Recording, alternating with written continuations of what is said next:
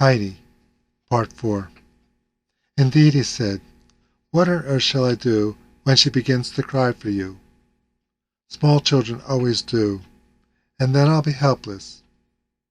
You have to look after her, Dita demanded. When the little baby was left in my hands a few years ago, I had to find out how to care for the baby myself. I already had my mother to care for, and there was plenty for me to do. If she comes to harm, you are responsible. I am sure you do not want to burden your conscience any further. Dita said goodbye to Heidi and farewell to the uncle and started down the mountain. After Dita had disappeared, the uncle sat down again on the bench. He did not speak, but in the meantime Heidi looked about her, and discovering the goat shed, and looked in.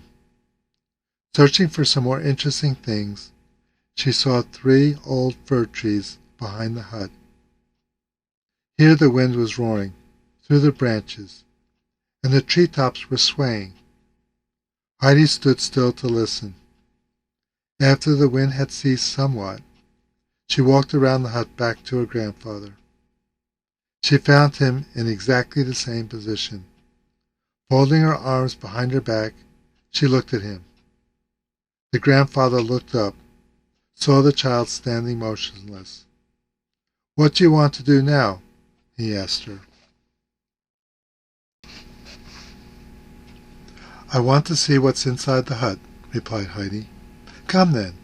With that the grandfather got up and entered the cottage. "Take your things along," he commanded. The child's eyes were sparkling in expectation of all the things to come. "I want to go about, like the light-footed goats." "All right, you can, but get your things, and we'll put them in the cupboard." The child obeyed his command. The old man now opened the door, and Heidi followed him into a room. In one corner stood a table and a chair, and in the other corner stood grandfather's bed. Across the room a large kettle was hanging over the fireplace. The grandfather opened the cupboard, in which all his clothes were kept. In one shelf were a few shirts, socks, and towels. On another shelf were a few plates, cups, and glasses. On the top shelf Heidi could see a loaf of bread, some bacon, and cheese.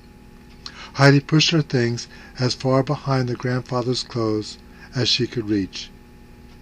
After looking around, she asked, "Where am I going to sleep, grandfather?" "Wherever you want to," replied. She looked to find a place to sleep. Beside the old man's bed she saw a ladder.